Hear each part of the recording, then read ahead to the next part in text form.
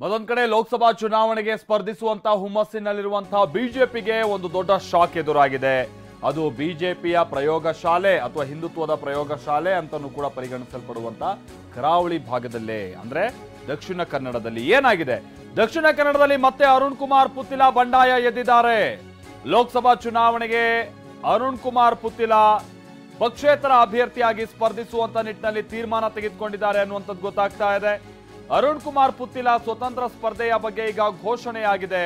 ಪುತ್ತಿಲ ಪರಿವಾರದ ಅಧ್ಯಕ್ಷ ಪ್ರಸನ್ನ ಮಾರ್ತಾ ಅಧಿಕೃತವಾಗಿ ಘೋಷಣೆ ಮಾಡಿದ್ದಾರೆ. ನಿಮ್ಗೆ ಗೊತ್ತಿರಬಹುದು, ಕಳೆದ ಬಾರಿಯ ವಿಧಾನಸಭಾ ಚುನಾವಣೆ ಸಂದರ್ಭದಲ್ಲಿ ಪುತ್ತೂರಿನಿಂದ ಅರುಣ್ ಕುಮಾರ್ ಪುತ್ತಿಲ ಅವರು ಬಿಜೆಪಿ ಟಿಕೆಟ್ ಆಕಾಂಕ್ಷಿಯಾಗಿದ್ರು. ಆಮೇಲೆ ನಳಿನ್ ಕುಮಾರ್ ಕಟೀಲ್ ಅವರು ಅಲ್ಲಿ ಬೇಕು ಅಂತಾನೆ ಇವರಿಗೆ ಟಿಕೆಟ್ ಅನ್ನ ತಪ್ಪಿಸಿದ್ರು ಅನ್ನುವಂಥದ್ದು ಪುತ್ತಿಲ ಅವರ ಪರವಾಗಿ ಆ ಸಂದರ್ಭದಲ್ಲಿ ಬಂದಂತ ದೊಡ್ಡ ಧ್ವನಿ.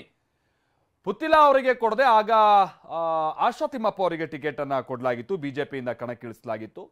ವಿಚಾರ ಅಂತ ಅಂದ್ರೆ ಬಿಜೆಪಿಯ ಅಧಿಕೃತ ಅಭ್ಯರ್ಥಿಗಿಂತ ಅರುಣ್ ಕುಮಾರ್ ಪುತ್ತಿಲ ಹೆಚ್ಚಿನ ಮತವನ್ನ ಪಡೆದು 2ನೇ ಸ್ಥಾನದಲ್ಲಿ ಅವರಿದ್ರು.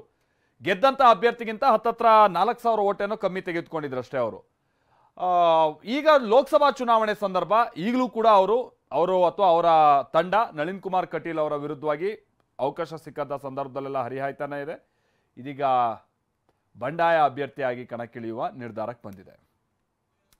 ಮುಂದಿನ ಲೋಕಸಭಾ ಚುನಾವಣೆಯಲ್ಲಿ ನಮ್ಮ ನಾಯಕರಾದ ಅರುಣ್ ಕುಮಾರ್ ಪುತ್ತಿಲ ಅವರು ಸ್ಪರ್ಧೆ ಮಾಡ್ತಾರೆ.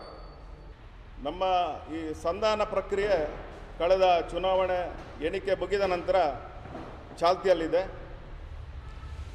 ತಾಲೂಕಿನ ವಿವಿಧ ಹಿರಿಯರ ಜೊತೆ, ಪದಾಧಿಕಾರಿಗಳ ಜೊತೆ, ಜಿಲ್ಲೆಯ ಹಿರಿಯರು, ಜಿಲ್ಲೆಯ ಪಕ್ಷದ ಮತ್ತು ಸಂಘದ ಹಿರಿಯರ ಜೊತೆ ಮಾತುಕತೆ ನಡೀತಾ ಇದೆ.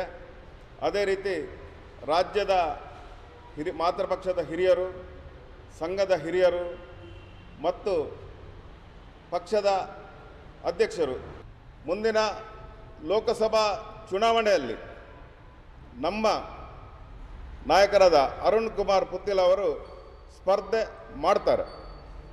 ನಮ್ಮ ಈ ಸಂಧಾನ ಪ್ರಕ್ರಿಯೆ ಕಳೆದ ಚುನಾವಣೆ ಎಣಿಕೆ ಮುಗಿದ ನಂತರ ಚಾಲ್ತಿಯಲ್ಲಿದೆ. ತಾಲೂಕಿನ ವಿವಿಧ ಹಿರಿಯರ ಜೊತೆ, ಪದಾಧಿಕಾರಿಗಳ ಜೊತೆ, ಜಿಲ್ಲೆಯ ಹಿರಿಯರು, ಜಿಲ್ಲೆಯ ಪಕ್ಷದ ಮತ್ತು ಸಂಘದ ಹಿರಿಯರ ಜೊತೆ ಮಾತುಕತೆ ನಡೀತಾ ಇದೆ. ಅದೇ ರೀತಿ ರಾಜ್ಯದ ಮಾತೃಪಕ್ಷದ ಹಿರಿಯರು, ಸಂಘದ ಹಿರಿಯರು ಮತ್ತು ಪಕ್ಷದ ಅಧ್ಯಕ್ಷರು ಮುಂದಿನ